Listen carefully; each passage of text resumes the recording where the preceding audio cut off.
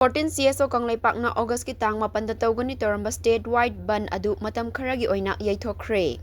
Home Department amadi Population Commission na sinduna pangthokiba seminar gi technical session da Census Operation English ani kuntaret amadi NRC 1951 of Manipur gi matang da khananai nabada NRC update tawdriba fawba census tawbagi matam yaithokpa yauna wafam khara lengak da recommendation oina pisinbada amadi recommendation adu Manipur State Population Commission na lengakta lan khatlaga lengaki paukhum ngaiba oina total shutdown adu matam kharagi oina handokhibani hairi toina moi nominini goba consultative meeting ji phamabanna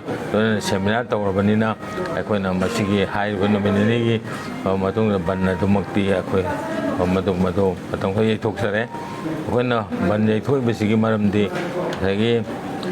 hojik laiba miyamgi awaba miyamgi hojiki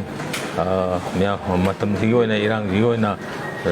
saba thakoi ke dogi pochai phangnadaba pochai tangba edoba aduga magi kudungta economic blockade tokselapasina maram oidna akoina haibadu tawbu matamda yamna hena miyamda wagadabna maram oidna adui mathakta government na su haiba nominee sigi consultant meeting sinbaga loinana haiba sayida mokaina makha chatharakpada makoi bigi maigeri tawba yabse tawgani haibagi assurance ma pirabani na akoina hojigi bando ye thoksare hena advai thamjai